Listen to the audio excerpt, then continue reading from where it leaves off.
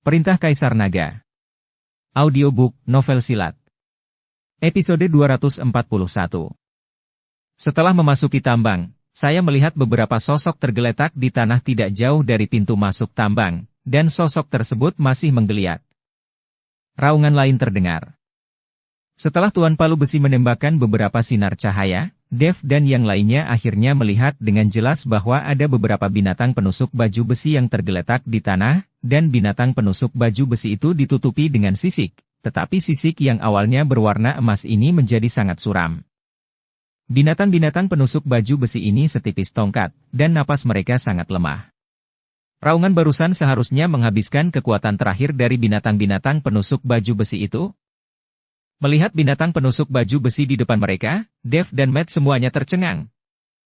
Dan Tuan Palu Besi penuh dengan kejutan dan cinta, berjongkok dengan lembut, membelai kepala binatang yang menembus baju besi. Sudah lebih dari 10 tahun, aku tidak menyangka kamu masih hidup. Ini keajaiban, ini keajaiban. Tuan Palu Besi meneteskan air mata saat dia berkata. Tuan Palu Besi, binatang apa yang menembus baju besi ini? Dev melihat bahwa Tuan Palu Besi menangis, jadi dia bertanya dengan bingung. Tuan Palu Besi menyeka air matanya dan berkata, binatang penusuk baju besi ini dibesarkan oleh sekte artefak kami untuk tujuan menambang biji roh, tetapi setelah sekte artefak dihancurkan, tidak ada yang memberi mereka makan lagi. Tapi ajaibnya, mereka masih hidup. Tuan Palu Besi, mengapa binatang penusuk baju besi ini tidak melarikan diri, mengapa mereka tidak keluar untuk mencari makanan? Matt bertanya. Kamu tidak mengerti.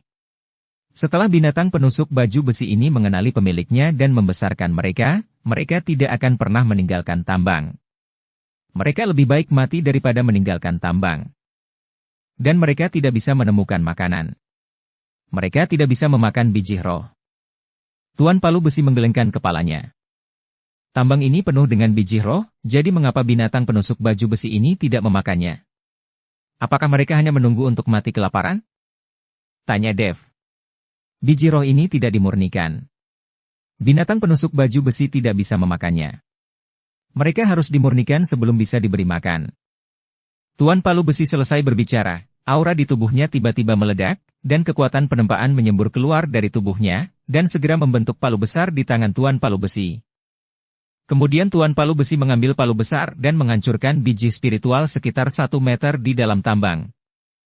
Biji roh hancur berkeping-keping segera, dan di tengah biji roh, inti sebening kristal seukuran kuku terbuka.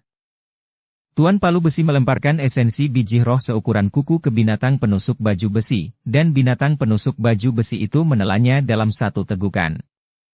Hanya saja esensi biji roh sekecil itu hanyalah setetes air di ember untuk binatang penusuk baju besi yang akan mati kelaparan. Tuan Palu Besi, bagaimana biji roh sebesar itu hanya memiliki esensi yang begitu kecil? Dev bertanya dengan bingung. Gerak, yang mengejutkan Lukas. Biji roh di sini semuanya sampah, jadi dibuang di pintu masuk tambang. Biji roh yang benar-benar mengandung banyak kekuatan tanpa hanya bisa didapatkan di kedalaman tambang. Supaya binatang penusuk baju besi bisa pulih, kita harus memasuki kedalaman tambang. Kata Tuan Palu Besi. Tuan Palu Besi, bahkan jika kami menemukan tambang biji roh, kami tidak akan dapat memurnikannya. Kami tidak memiliki kemampuanmu untuk mengekstrak esensi tambang biji roh. Matt berkata kepada Tuan Palu Besi. Lagi pula, Dev dan Matt tidak tahu cara menempa, dan mereka tidak tahu cara menyempurnakan senjata. Jadi mereka tidak bisa memurnikan tambang batu roh sampai ke intinya. Itu mudah untuk dilakukan. Pemurnian tambang batu roh tidak rumit. Aku bisa mengajari kalian berdua. Hal yang paling mendesak adalah pergi ke kedalaman tambang sesegera mungkin untuk menemukan biji roh dengan kemurnian relatif tinggi.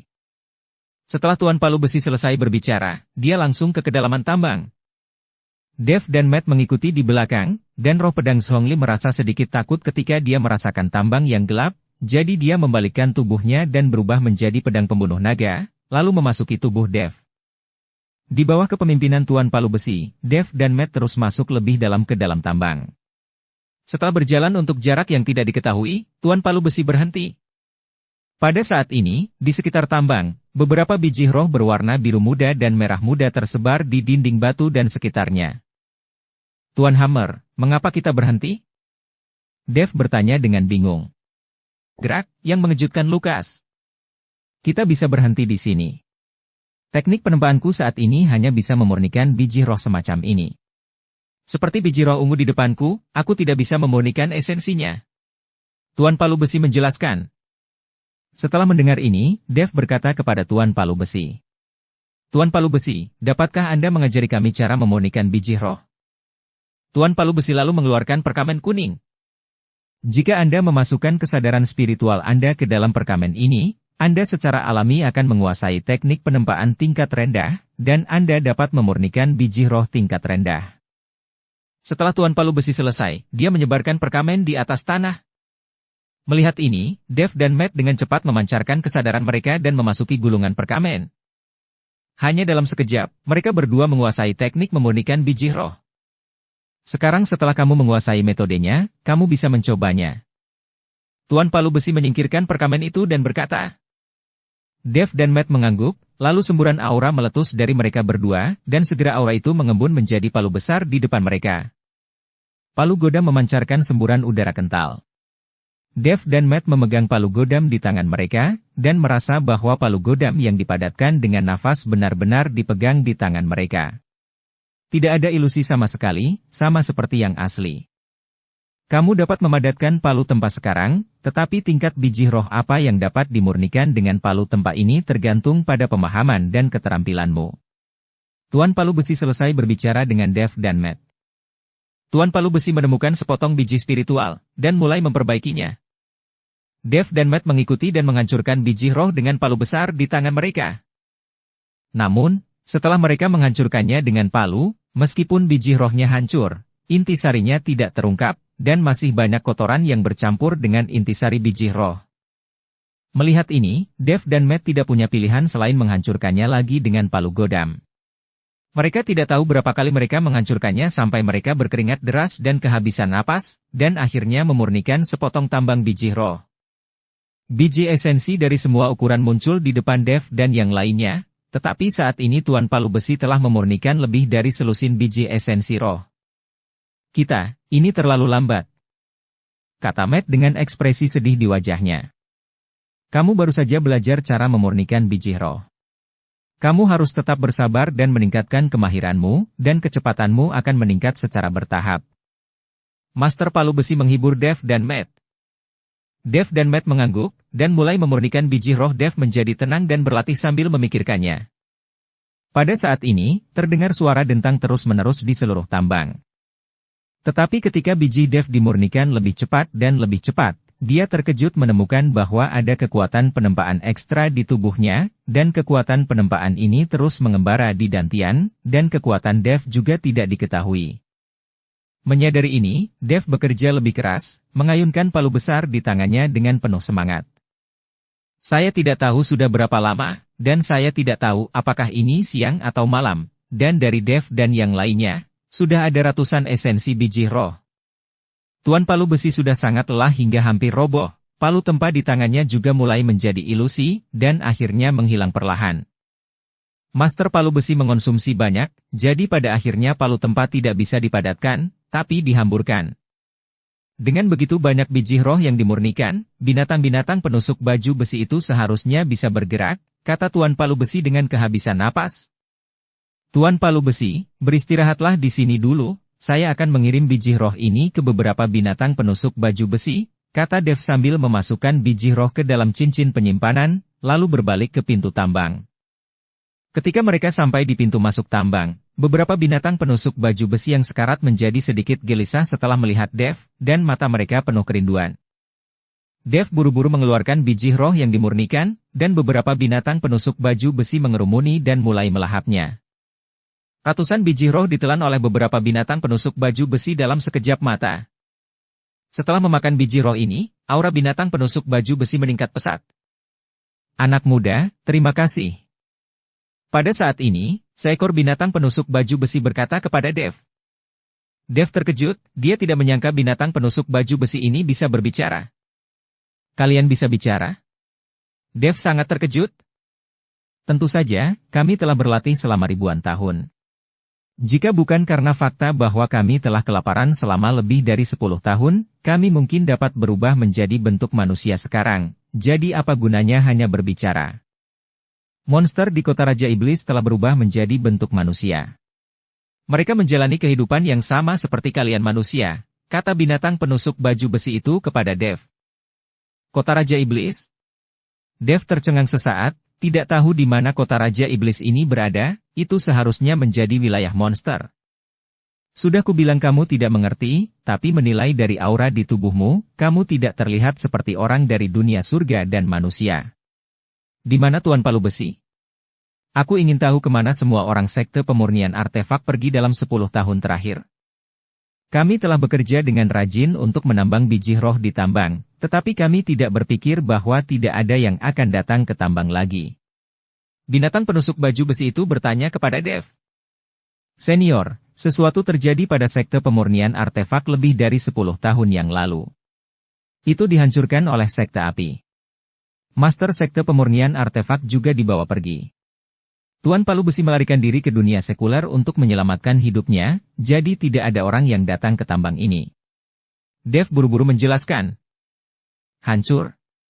Nada binatang penusuk baju besi itu jelas terkejut, aku tidak berharap manusia memperlakukan manusia lainnya dengan begitu kejam. Setelah selesai berbicara, binatang penusuk baju besi itu melanjutkan, apakah Tuan Palu Besi di dalam tambang? Ayo pergi dan temukan dia. Esensi dari biji roh tadi hanya cukup bagi kita untuk mempertahankan tindakan kita sementara, dan biji esensi ini tidak cukup jika kita ingin kenyang. Dev mengangguk, dan membawa beberapa binatang penusuk baju besi ke arah tambang. Pergi. Mereka segera menemukan Tuan Palu Besi dan Medhu. Mereka berdua terbaring di tanah karena memurnikan biji roh, dan mereka terlalu lelah untuk berdiri. Ketika Tuan Palu Besi melihat bahwa beberapa binatang penusuk baju besi bisa bergerak, dan dia sangat gembira. Kalian akhirnya pulih.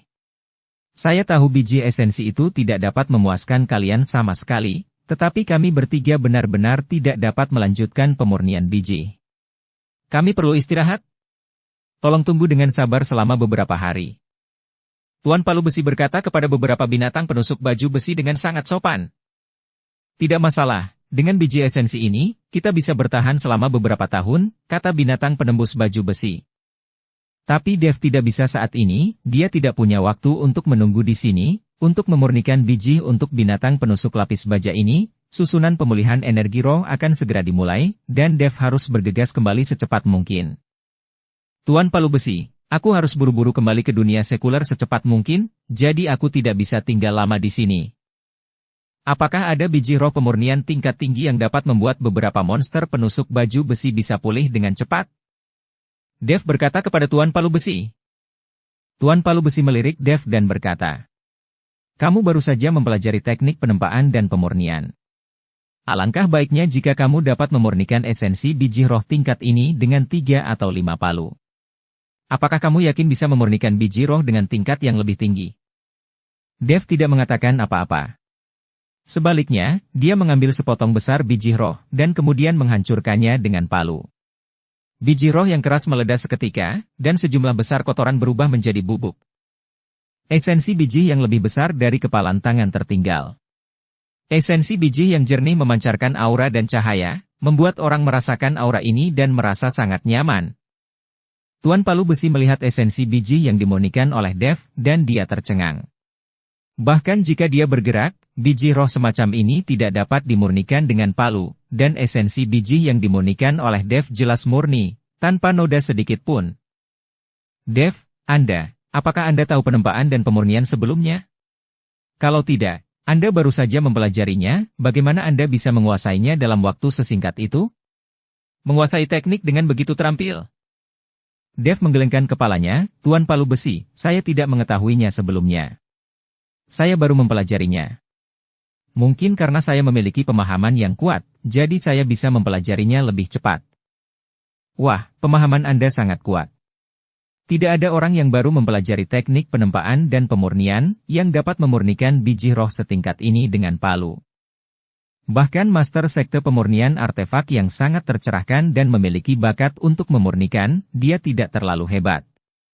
Anda baru saja mempelajari seni penyempurnaan dan pemurnian, dan Anda dapat memurnikan batu roh tingkat ini dengan satu pukulan. Binatang penusuk baju besi itu berkata dengan tak terbayangkan. Maka mungkin saja aku memiliki tingkat pemahaman yang lebih baik daripada master dari sekte pemurnian artefak, kata Dev dengan sedikit senyum. Kali ini, Tuan Palu Besi dan binatang penusuk baju besi tidak bisa berkata apa-apa. Jika mereka tidak melihat Dev memurnikan biji roh dengan mata kepala sendiri, mereka tidak akan pernah mempercayainya. Dev selalu mengejutkan orang. Jika kamu sudah lama mengenalnya, kamu tidak akan terkejut? Pada saat ini, Matt berbicara, dan Matt tidak meragukan pemahaman Dev tentang pemurnian senjata. Tanpa diduga, karena dia tahu bahwa Dev sendiri bukanlah orang biasa, dan apapun bisa dilakukan oleh Dev. Bisakah kamu membawaku untuk menemukan beberapa biji roh tingkat tinggi dan memurnikannya sekarang?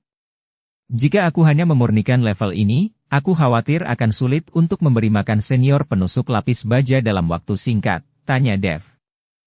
Tidak masalah, kamu duduk saja di punggungku, aku akan membawamu ke sana, kata binatang penusuk baju besi yang berbicara kepada Dev. Dev melompat ke atas binatang penusuk baju besi itu, dan binatang penusuk baju besi itu bergoyang dan berlari ke depan dalam sekejap. Kecepatan binatang penusuk baju besi ditambang sangat cepat.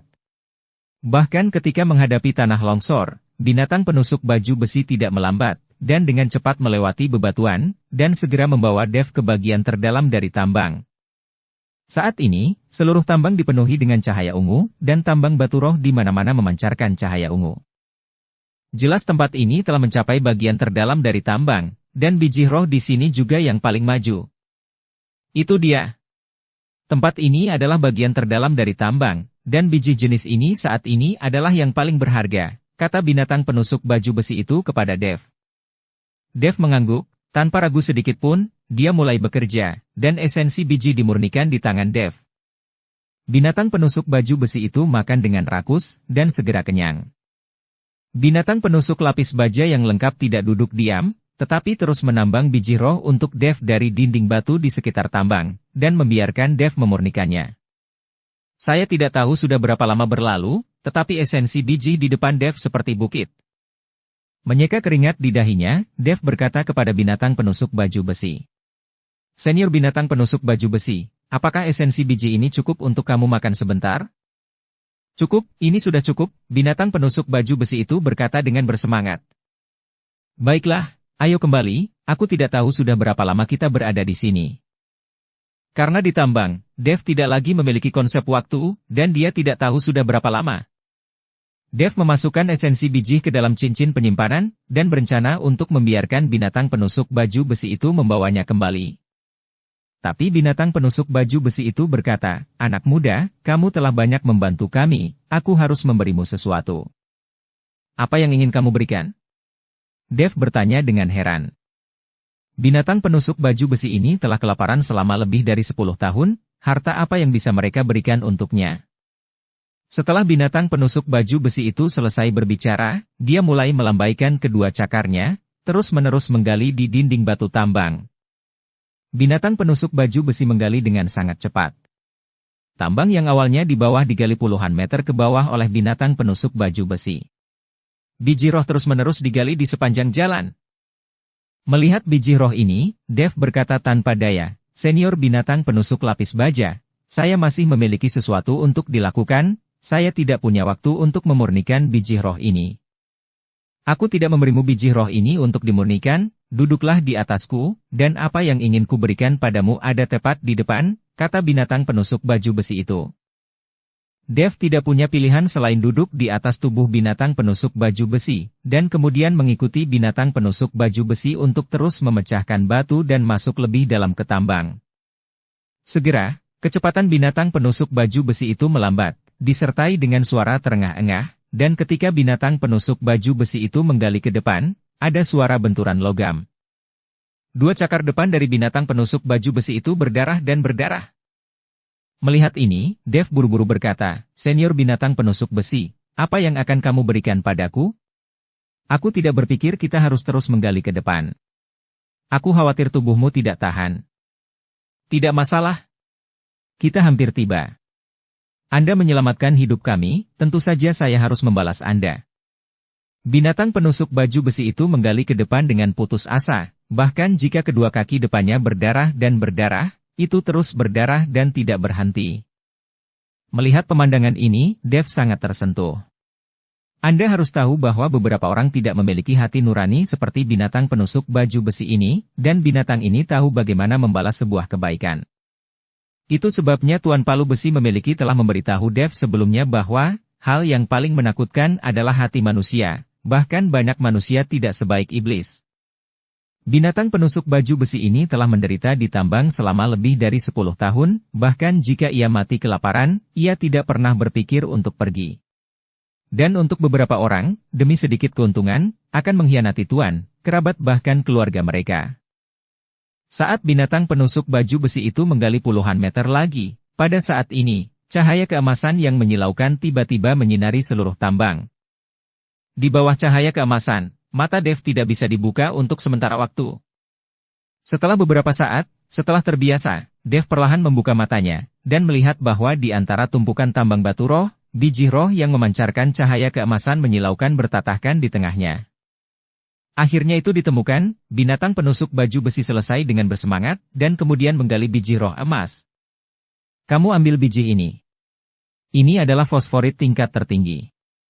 Meskipun biji ini mungkin kecil, energi yang terkandung di dalamnya sangat besar. Kata binatang penusuk baju besi itu kepada Dev.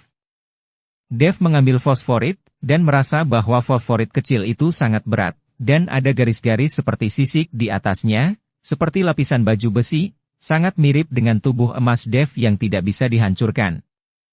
Dev sedikit menonjolkan perasaan ilahi, dan langsung dikejutkan oleh kekuatan besar di fosforit. Kekuatan yang terkandung dalam fosforit sekecil itu mungkin lebih kuat dari kekuatan di tubuh Dev. Terkejut, Dev berterima kasih kepada binatang penusuk baju besi itu, dan kemudian bertanya, "Senior binatang penusuk baju besi, berapa banyak fosforit emas jenis ini yang ada di tambang ini?" Dev merasa bahwa jika jenis fosforit emas ini ada cukup banyak, maka Dev bisa datang ke sini untuk berlatih setelah menyelesaikan urusan dunia sekuler. Dengan fosforit ini, kekuatan Dev akan meningkat pesat. Saya tidak tahu berapa banyak jumlahnya, mungkin hanya ada yang ini, mungkin ada beberapa, tapi seperti biji roh tingkat tertinggi ini, bahkan seluruh gunung Wujin tidak dapat menghasilkan banyak, sejauh ini saya hanya menemukan yang ini. Itu ditemukan lebih dari 10 tahun yang lalu, dan belum digali kembali. Tetapi jika itu akan digali di masa depan, ketika menemukan fosforit lagi, saya tidak dapat memutuskan untuk memberikannya kepada Anda. Lagi pula, ini adalah barang-barang dari sekte pemurnian artefak. Binatang penusuk baju besi itu menjelaskan kepada Dev dengan sangat jujur. Senior binatang penusuk baju besi, aku tahu bahwa jika aku menemukan fosforit emas, aku tidak akan menerimanya dengan sia-sia. Dev mengagumi sikap binatang penusuk baju besi.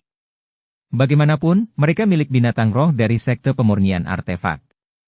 Bahkan jika sekte pemurnian artefak dihancurkan, Tuan Palu Besi masih hidup, dan mereka akan melayani sekte pemurnian artefak.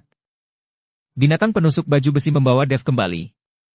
Saat ini, Matt dan Tuan Palu Besi hampir pulih.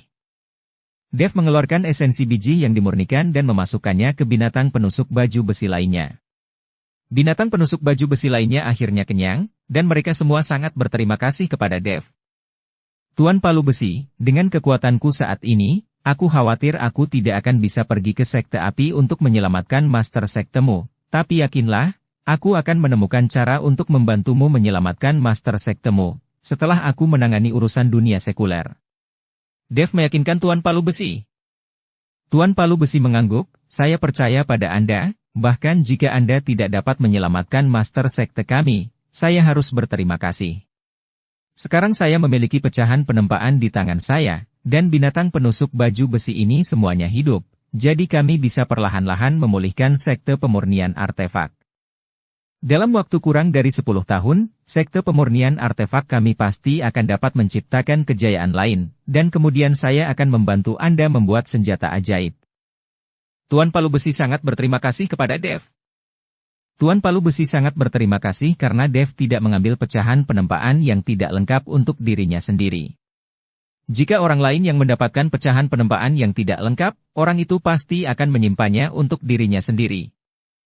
Setelah mengucapkan selamat tinggal pada beberapa binatang penusuk baju besi, Dev dan yang lainnya kembali ke sekte artefak. Masih bisakah kamu membuka jalan dari dunia surgawi ke dunia sekuler? Tuan Palu Besi bertanya pada Dev. Sudah berapa lama kita berada di sini? Aku akan mencobanya, meskipun aku tidak yakin sekarang. Dev juga menghabiskan banyak kekuatan spiritual untuk menempa dan memurnikan biji roh itu, jadi Dev tidak yakin apakah dia bisa membuka jalan menuju dunia sekuler sekarang, tapi dia akan mencoba. Dev, saya pikir Anda harus tetap di sini dan kembali setelah kekuatan Anda meningkat. Setelah kekuatan Anda meningkat, akan lebih mudah untuk membuka jalan itu. Selain itu, fosforit di tubuh Anda hanya dapat mengerahkan energi maksimumnya jika Anda mengolah dan menyerapnya di dunia langit dan manusia. Jika Anda membawanya pergi ke dunia sekuler, mungkin karena penindasan hukum langit dan bumi, energi fosforit akan sangat berkurang, kata Tuan Palu Besi membujuk Dev. Dev tertegun sejenak, dan berkata dengan sedikit malu, Tuan Palu Besi, apakah Anda tahu bahwa saya memiliki fosforit pada saya? Tentu saja saya tahu, tetapi Anda telah banyak membantu sekte artefak kami, jadi tidak masalah jika binatang penusuk baju besi itu memberimu fosforit emas. Kata Tuan Palu Besi sambil tersenyum. Dev, apa itu fosforit? Coba aku lihat, Matt bertanya dengan rasa ingin tahu. Dev mengeluarkan fosforit, Matt mengambil fosforit di tangannya, melihatnya dengan hati-hati, matanya penuh rasa iri. Dalam hal ini, maka saya akan menyerap fosforit di sini terlebih dahulu, baru kemudian kembali ke dunia sekuler. Dev memutuskan untuk menyerap energi fosforit terlebih dahulu, dan setelah meningkatkan wilayahnya, dia baru akan melakukannya kembali ke dunia sekuler. Dev menemukan tempat yang sunyi dan mulai menyerap energi fosforit. Matt dan Zhongli menjaga Dev. Tuan Palu Besi pergi, dan mulai melobi orang-orang terdekat untuk merekrut murid untuk sekte pemurnian artefak. Jika ingin membangun kembali sekte pemurnian artefak dan mengembalikannya ke kejayaan, Tuan Palu Besi sendiri saja tidak cukup, dia harus merekrut murid untuk sekte pemurnian artefak. Ketika Dev berkultivasi di dunia surga dan manusia, suasana di alam rahasia sekte hati iblis tampak sedikit aneh. 6 utusan berjubah ungu berkumpul bersama, dan pada saat ini, 6 utusan berjubah ungu melepas topeng di wajah mereka. Meski sudah saling menebak identitas masing-masing, saat topeng dilepas, ke-6 utusan berjubah ungu itu masih sedikit kaget. Lagi pula, mereka juga patriark sekte di 8 alam rahasia besar, dan mereka saling mengenal dengan baik. Hanya saja tak satu pun dari mereka mengetahui identitas utusan berjubah ungu masing-masing dari sekte hati iblis. Sekarang topeng dilepas, itu berarti kita bisa melihat satu sama lain dengan jujur. Semuanya, sekarang kita telah melepas topeng kita yang melanggar peraturan, itu membuktikan bahwa kita sekarang adalah belalang di atas tali. Jika ada yang memiliki hati yang berbeda, dia akan dihukum oleh surga. Sekarang anggota keluarga kita dan murid-murid kita, bergantung pada kita untuk bisa menemukan jalan. Kita diam-diam telah mengikuti kekuatan sekte hati iblis selama beberapa dekade, tetapi pada akhirnya kita tidak lebih dari kacung. Melihat kerabat dan murid-murid kita sekarang, itu terlalu banyak pengorbanan untuk menjadi sumber pelatihan Zeke, kata Kuil Yu dengan wajah dingin dan mata penuh niat membunuh. Patriark Yu, apa yang kamu katakan, kami akan mendengarkanmu. Meskipun kami sebagai biksu harus membuang emosi dan keinginan kami, bagaimanapun juga kami adalah manusia, dan kami tidak bisa hanya melihat murid dan anggota keluarga kami mati dan tetap acuh tak acuh. Santiago Yao, penguasa sekte Guntur Ungu, berkata, "Ya, kami semua mendengarkan Patriark Yu. Di antara kita, Patriark Yu adalah yang terkuat," kata utusan berjubah ungu lainnya. Dengan hanya sedikit dari kita, akan sesulit mencapai langit jika kita ingin menyelamatkan anggota keluarga dan murid kita. Kekuatan yang maha kuasa tak terduga. Jika kita bertarung bersama, kita mungkin bukan lawannya. Tapi jika kita dapat beraliansi dengan yang lain, kita akan melawan sekte hati iblis bersama-sama. Bukankah kita memiliki peluang yang lebih baik untuk menang?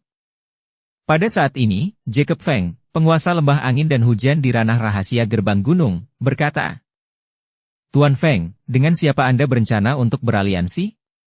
Kuil Yu bertanya. "Dev," kata Jacob Feng. Ketika mengucapkan kata Dev, semua orang tercengang. Dapat dikatakan bahwa mereka memiliki kebencian yang mendalam secara langsung dengan Dev, dan dua utusan berjubah ungu lainnya dibunuh oleh Dev. Selain itu, Walker Feng, murid Jacob Feng, juga dibunuh oleh Dev di konferensi alam rahasia. Mereka tidak dapat mengetahuinya, bagaimana menurut Jacob Feng untuk bekerja sama dengan Dev.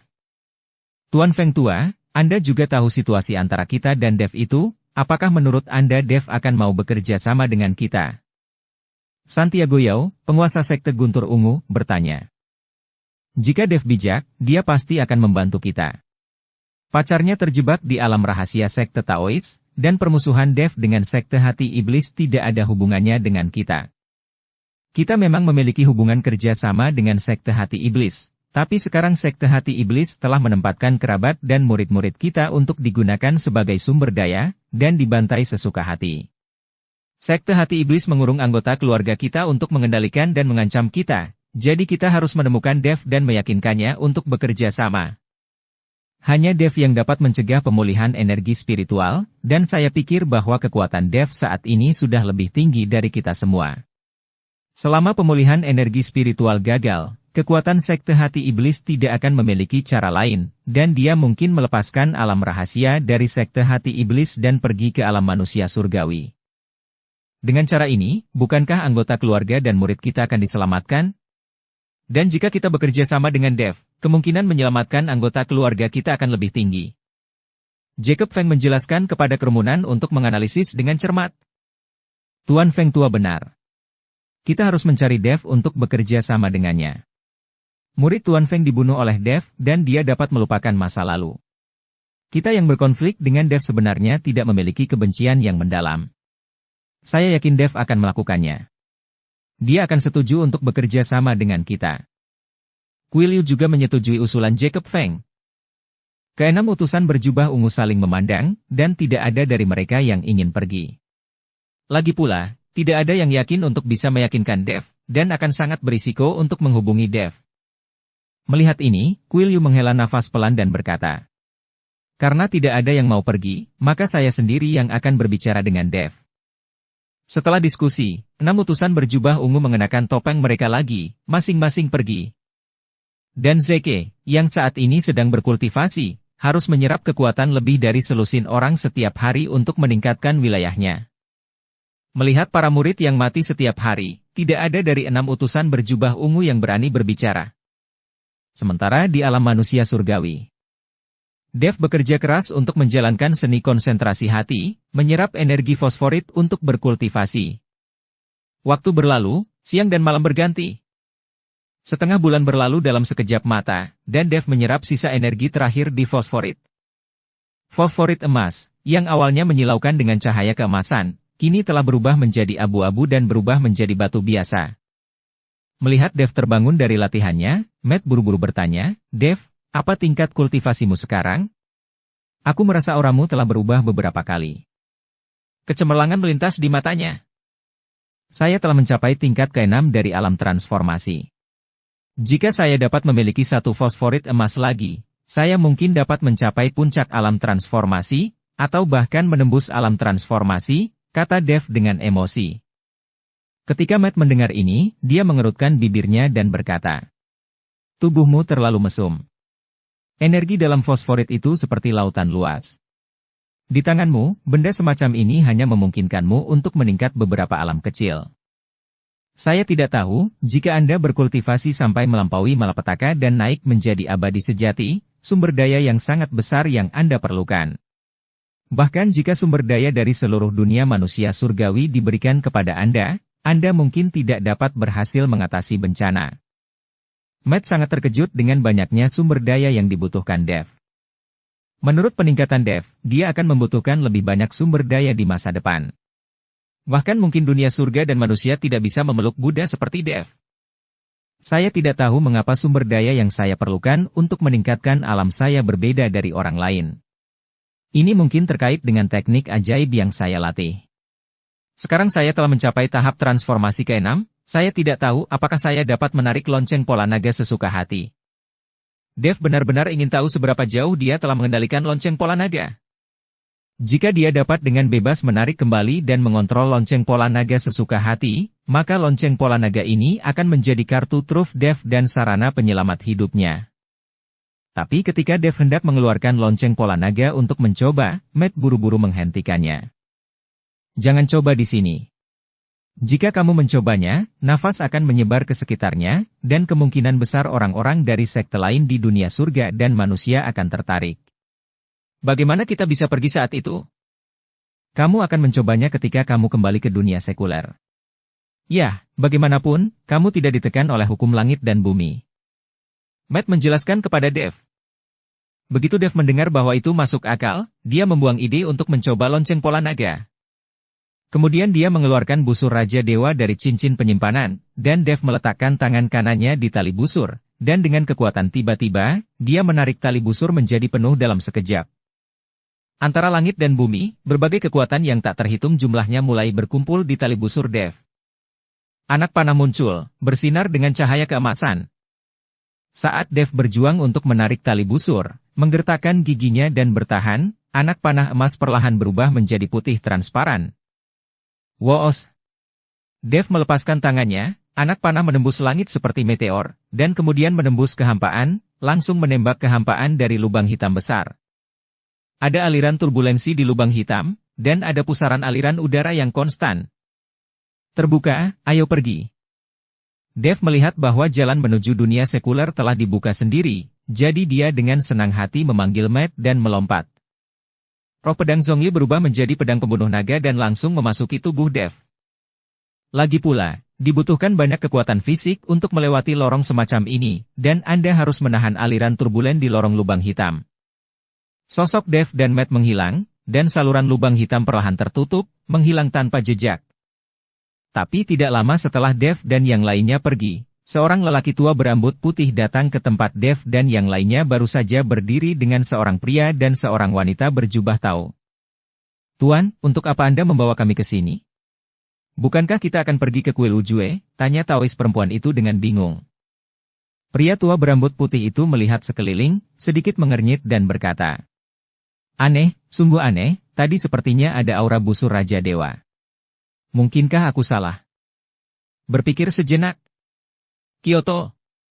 Setelah Dev kembali ke dunia sekuler bersama Matt, dia bergegas ke sekte gerbang naga di Kyoto tanpa henti. Dia ingin melihat apakah sesuatu terjadi di Kyoto, dan dia ingin bertemu ibunya. Sejak dia menyelamatkan ibunya, Dev tidak meluangkan waktu dengan ibunya dengan baik. Anakku, kamu telah pergi berhari-hari tanpa kabar. Terima kasih kepada Rosalind dan yang lainnya yang selalu menemaniku sepanjang hari. Kapan kamu akan memberiku cucu? Setelah melihat Dev, Raveena pura-pura marah dan bertanya kepada Dev. Bu, aku punya beberapa hal yang harus dilakukan baru-baru ini, jadi aku sangat sibuk. Tentang menggendong cucu, bukankah itu perlu waktu? Dev berjongkok di samping Raveena, terus-menerus mengusap kaki Raveena. Kamu punya sesuatu untuk dilakukan, apakah kamu tidak punya waktu untuk tidur di malam hari? Rosalind dan yang lainnya baik-baik saja di rumah sepanjang hari, kamu hanya perlu menemani mereka di malam hari, dan kamu tidak perlu mengikatnya. Saat kamu punya bayi, aku akan membantumu menjaga cucu. Raveena menatap Dev dan berkata, Dev juga tahu bagaimana perasaan ibunya sekarang, orang tua mana yang tidak ingin anak cucunya kenyang. Bu, dalam 2 hari, aku akan.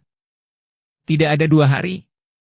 Kamu akan berhubungan seks dengan Rosalind dan yang lainnya malam ini, atau aku tidak akan mengenalimu sebagai seorang putra. Sekarang aku akan mengirim orang untuk memanggil mereka, kamu tidur di sini malam ini, jangan pergi kemanapun. Sebelum Dev selesai berbicara, Raveena menyela langsung. Tampaknya hari ini Raveena menentukan, memaksa Dev berhubungan seks dengan Rosalind dan gadis-gadis lain. Segera, Rosalind dan yang lainnya dipanggil. Dan gadis-gadis itu sangat senang melihat Dev yang kembali. Kalian semua, datang ke sini. Raveena melambai ke Rosalind dan yang lainnya. Rosalind, Ellie, Josephine, Yaeko, Laura dan yang lainnya mengepung Raveena dan mulai memukul punggung dan bahu Raveena dengan lembut. Kalian semua dengarkan aku, siapapun yang ada di sini malam ini, Dev juga tidur di sini, dan tidak ada yang diizinkan pergi malam ini. Raveena berkata kepada beberapa gadis. Ketika Rosalind dan yang lainnya mendengar ini, wajah mereka langsung memerah, dan mereka semua menundukkan kepala dan diam, yang menunjukkan bahwa berarti mereka setuju. Dev sedikit terdiam, meskipun dia sudah tidak perjaka sekarang, jadi tidak masalah mengikuti Rosalind dan yang lainnya berhubungan sebagai suami dan istri, tetapi dia harus datang satu persatu, dan sekarang mereka semua bersama. Dev sedikit malu. Tepat ketika Dev bingung, Matt datang dan melambai pada Dev di pintu. Dev, keluar sebentar, aku membutuhkanmu. Bu, Tuan Hu sedang mencariku. Aku harus pergi sekarang. Dev berkata kepada Raveena dan keluar. Dev, ingat, jika kamu berani kabur malam ini, aku akan menyangkalmu. Raveena mengancam Dev. Bu, jangan khawatir, aku tidak akan pernah lari, aku akan mendengarkanmu. Dev hanya bisa berjanji. Setelah Dev keluar dari ruangan, Matt segera menyeret Dev pergi. Dev, anak sepertimu benar-benar beruntung. Aku telah bermain dengan wanita sepanjang hidupku, dan aku tidak pernah tidur dengan begitu banyak wanita cantik sekaligus. Bahkan jika kamu mati, kamu bahagia, kata Matt kepada Dev dengan iri. Kamu saja yang mati. Dev menyesapnya, lalu bertanya, Tuan Hu, apa yang kamu inginkan dariku? Bukan aku yang mencarimu, tapi Hayden yang mencarimu, hanya saja dia tahu ibumu pasti menegurmu, jadi dia tidak berani menunjukkan wajahnya, kata Matt. Saat dia berbicara, Hayden berjalan mendekat. Hayden, ada apa? Tanya Dev. Kakak Dev, dalam beberapa hari terakhir sejak kamu pergi, seseorang datang ke gerbang naga untuk mencarimu, mengatakan bahwa dia memiliki sesuatu yang penting untuk dibicarakan, tetapi aku tidak dapat menghubungimu saat itu, jadi aku memintanya untuk tinggalkan namanya dan pergi.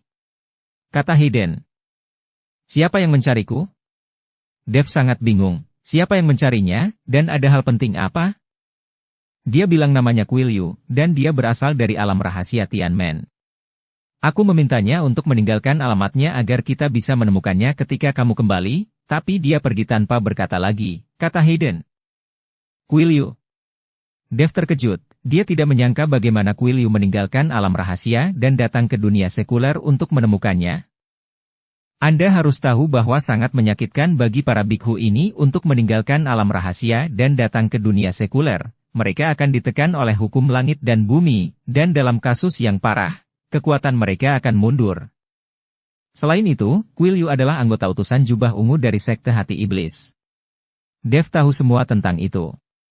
Dia tidak mengerti mengapa Quilyu datang ke dunia sekuler untuk menemukannya. Dan hal penting itu, apa sebenarnya itu? Dev tidak tahu apa tujuan Quilyu mencarinya. Tapi tidak peduli apa tujuannya, karena Quilyu berani datang kepadanya, pasti ada yang salah. Hayden, perhatikan, jika Quilyu datang lagi, segera beritahu aku. Dev berpesan kepada Hayden. Aku mengerti. Hayden mengangguk dan pergi. Tepat ketika Hayden baru saja pergi, Ferdinand Ge datang dengan tergesa-gesa. Setelah melihat Dev, dia langsung berkata dengan cemas, Tuan Chen, Ketua Klan Getua telah mencari Anda. Setelah saya mendengar bahwa Anda kembali, saya segera pergi menemuimu. Anda di sini, cepat ikut aku. Klan Getua terus mencariku, ada apa? Dev tidak berharap begitu banyak orang mencarinya selama dia pergi. Aku juga tidak tahu, Klan Getua sedang menunggumu di alam rahasia, kata Ferdinand Ge. Oke, ayo pergi ke dunia rahasia untuk menemukannya. Setelah Dev selesai berbicara, dia mengeluarkan peta gunung dan sungai sepanjang 90.000 mil, dan langsung melewati peta gunung dan sungai sepanjang 90.000 mil untuk memindahkan dirinya dan Ferdinand Ge ke alam rahasia gerbang api. Setelah melihat Cakra Ge segera pergi menemuinya, dan berkata kepada Dev. Tuan Chen, sesuatu yang besar terjadi di 8 alam rahasia besar. Ada apa? Apakah orang-orang dari alam rahasia lain datang untuk menyerang alam rahasia gerbang api? Dev sekarang baru mengelinasi utusan berjubah ungu dari alam rahasia gerbang api dan alam rahasia gerbang guntur, dan pasti ada utusan berjubah ungu dari sekte hati iblis di 6 alam rahasia lainnya. Itu sebabnya Dev berpikir bahwa utusan berjubah ungu ini membawa orang untuk menyerang alam rahasia gerbang api melalui susunan teleportasi. Tidak, sekarang kecuali alam rahasia gerbang api dan alam rahasia gerbang guntur, tidak ada seorang pun di alam rahasia lainnya. Mereka semua menghilang, dan aku tidak tahu kemana mereka pergi. Ini semacam konspirasi agar orang-orang ini tiba-tiba menghilang. Cakraga berkata kepada Dev. Apa? Hilang. Semua menghilang. Dev terkejut, bertanya-tanya mengapa orang-orang dari alam rahasia lain tiba-tiba menghilang. Anda harus tahu bahwa orang-orang ini semuanya adalah biksu, dan kekuatan mereka tidak rendah. Kuiil Yu, yang berada di alam rahasia Tianmen, mungkin telah melampaui puncak transformasi. Dengan begitu banyak master, bagaimana mereka bisa menghilang sekaligus? Kemana orang-orang ini pergi? Mungkinkah ada hubungannya dengan Kuiil Yu yang mencariku dan menghilang dari alam rahasia bersama mereka? Dev mengerutkan kening, bergumam pada dirinya sendiri, dia merasa bahwa pencarian Kuiil Yu yang tiba-tiba untuknya pasti ada hubungannya dengan hilangnya orang lain di dunia rahasia. Tuan Chen, apakah Kuiil Yu mencarimu? Cakraga bertanya dengan heran. Dev mengangguk, dia pergi ke dunia sekuler untuk menemukan saya, tetapi saya tidak ada di sana saat itu, jadi saya tidak tahu apa yang diinginkan Kuiil Yu dari saya. Aneh sekali, tapi Tuan Chen masih harus berhati-hati di masa depan. Cakraga memberitahu Dev. Berhati-hati di masa depan. Aku tahu.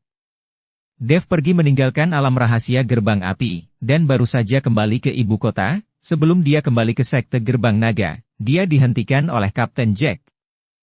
Dev, tolong temui Tuan Si, kata Kapten Jack kepada Dev. Dev merasa kepalanya pusing. Dia baru saja kembali, dan dia belum beristirahat selama beberapa hari, tetapi dia dicari semua orang satu demi satu. Meskipun Dev sedikit kesal, tetapi Tuan Si sedang mencarinya, jadi Dev harus pergi. Selain itu, Tuan Si berkata bahwa dia sendiri hanya memiliki waktu 1 bulan untuk hidup, dan sekarang akan segera sebulan. Dev juga ingin melihat situasi Tuan Si. Mengikuti Kapten Jack ke pavilion penjaga, Dev memasuki kantor Tuan Si, dan Kapten Jack pergi dengan patuh. Duduklah. Melihat Dev datang, Tuan Si berkata.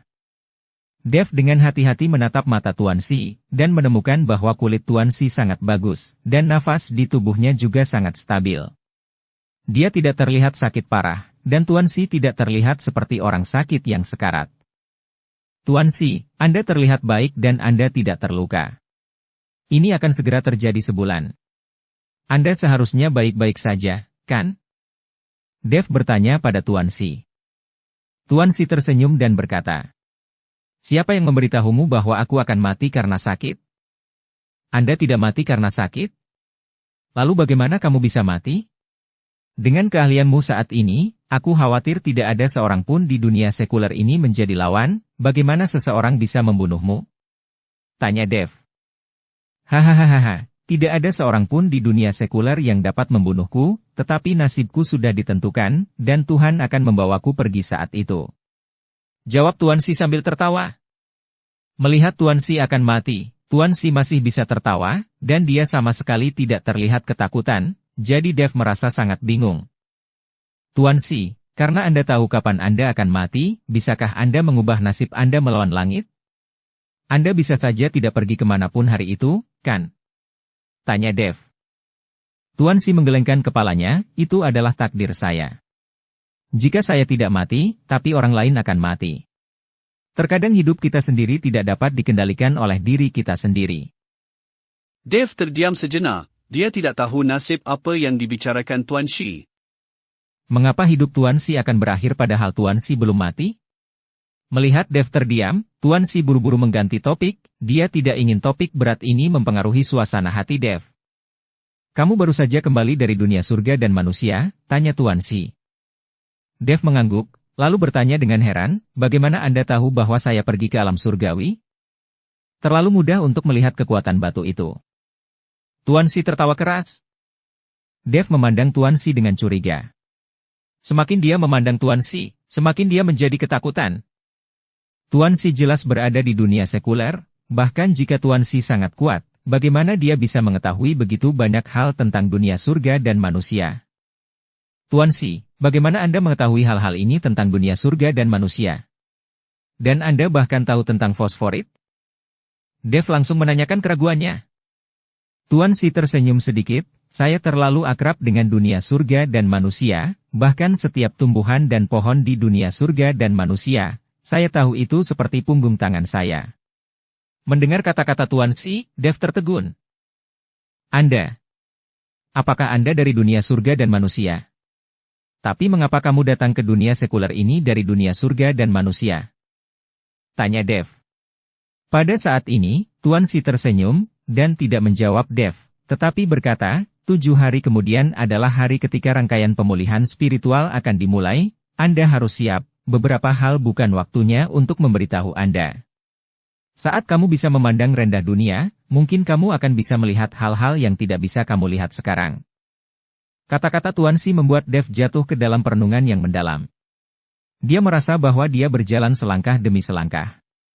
Tidak peduli seberapa keras dia bekerja dan seberapa kuat dia masih lemah di depan Tuan Si, dan dia masih harus melakukannya berada di bawah perlindungan Tuan Si. Untuk waktu yang lama, Dev tidak pernah tahu siapa Tuan Si, bahkan nama Tuan Si.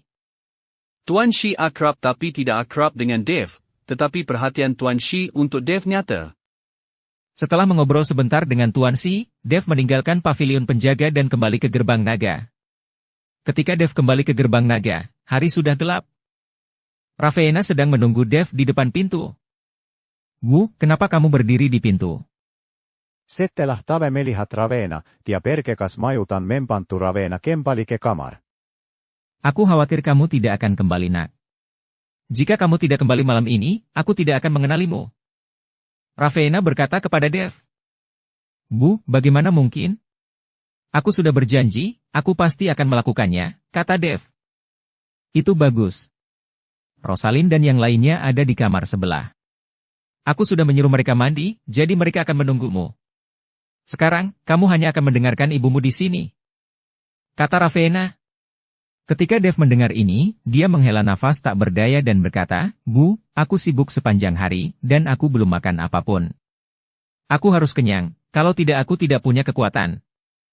Tepat setelah Dev selesai berbicara, saya melihat Rosalind berjalan dengan makan malam yang mewah. Rosalind mengenakan gaun yang sangat seksi, kulitnya yang seputih salju terlihat, dan masih ada tetesan kristal air yang menggantung di kulitnya, terlihat jelas bahwa dia baru saja mandi. Aku tahu kamu akan mengatakan itu, jadi aku sudah meminta seseorang menyiapkan makanan untukmu, kata Raveena. Rosalind menyajikan makanannya, menatap Dev dengan ringan dan berkata, Cepat makan, semua saudari sudah menunggumu. Setelah selesai berbicara, Rosalind tersipu dan pergi. Melihat Rosalind seperti itu, Dev mulai bersemangat. Dia juga pria normal. Dia biasa menggunakan ini sebagai alasan untuk menekan dirinya sendiri karena ibunya masih menderita. Hatinya terbakar. Sekarang ibunya telah diselamatkan, Dev tidak bisa lagi menahan api yang membara di dalam tubuhnya, dan Dev juga telah merasakan manisnya bercinta dengan Helena, jadi semakin sulit bagi Dev untuk menahannya. Raveena menatap mata Dev menatap Rosalind, dan tersenyum penuh arti. Dia pernah mengalami hal yang sama, jadi tentu saja dia tahu apa yang diwakili oleh mata Dev. Cepat dan makan, jangan buat gadis-gadis itu menunggu, kata Raveena kepada Dev. Dev mengangguk, dan mulai melahapnya. Setelah makan, Raveena mendorong Dev ke kamar sebelah. Saat ini, kamar sebelah jelas telah ditata ulang. Ruangannya sangat hangat, dan beberapa gadis semuanya mengenakan pakaian seksi, menunggu Dev di kamar. Melihat Dev datang, gadis-gadis itu semua tampak sedikit pemalu, tidak ada yang mengatakan apa-apa, bahkan Laura yang dengan berani merayu Dev, menundukkan kepalanya saat ini dan tidak mengatakan apa-apa. Dulu, dia sering menggoda Dev karena dia tahu Dev tidak akan benar-benar menyentuhnya, dia hanya bermain-main dengan Dev. Tapi malam ini berbeda, tidak ada dari mereka yang bisa lepas dari genggaman Dev, jadi Laura sedikit takut, lagi pula, dia juga masih gadis kecil yang belum dijamah. Dev menatap gadis-gadis pemalu dengan kepala tertunduk, dan berkata, Saya tahu bahwa Anda semua dianiaya oleh ibu saya. Kita tidak pernah menjalin hubungan serius, dan Anda tidak memiliki status, jadi saya tidak akan memaksa Anda. Akan sangat berbahaya untuk terus mengikutiku, dan kamu mungkin akan menjadi lebih sedikit tersisa dan pergi lebih banyak. Jadi, jika kamu tidak ingin bersamaku aku tidak menyalahkanmu. Kamu bisa pergi sekarang. Setelah Dev selesai berbicara, Para gadis menatap Dev, dan mata mereka penuh cinta. Dev, kami semua sukarela, kami menyukaimu, kami tidak peduli dengan statusmu. Selama kami bisa bersamamu, malam ini, biarkan kami menjadi wanitamu, kata Rosalind dengan berani. Ya, kami semua sukarela, gadis-gadis lain juga memasang ekspresi tegas di wajah mereka. Melihat mereka, Dev tidak tahan lagi api di hatinya, jadi dia melompat ke atas mereka sekaligus. Untuk sementara, ruangan itu penuh dengan musim semi, dan ada desahan terus-menerus. Menjelang fajar, gadis-gadis itu telah dikerjai oleh Dev dengan sangat lemah sehingga mereka tidak bisa bangun dari tempat tidur. Dev merasa segar kembali. Ketika dia membuka pintu dan berjalan keluar ruangan, dia terkejut. Ternyata Matt sedang berdiri di depan pintu. Apa yang kamu lakukan di sini? Apakah kamu mendengarkan sepanjang malam? Dev bertanya dengan heran. Saya tidak punya banyak waktu luang. Jika saya mendengarkannya sepanjang malam, saya akan mati karena marah. Fisik kamu benar-benar bagus. Matt melirik Dev dengan iri dan kemudian melanjutkan, Hayden mencarimu, dia memintaku datang untuk memanggilmu, dia takut mengganggu urusan indahmu. Tave menkikutti matke aula teppan, sama seperti tave menkikutti mat, Raveena mempava oranke kamar. Melihat gadis-gadis yang terbaring lemas di tempat tidur, Raveena sangat terkejut, dia tidak pernah berpikir bahwa Dev akan sangat buas. Jadi dia buru-buru memerintahkan seseorang untuk menunggu Rosalind dan yang lainnya. Sekarang Rosalind dan yang lainnya semuanya sangat berharga. Saya tidak tahu perut mana yang memiliki anak dari Dev. Bersambung ke episode 242. Dukung kami dengan subscribe, follow, like, komen dan share. Terima kasih.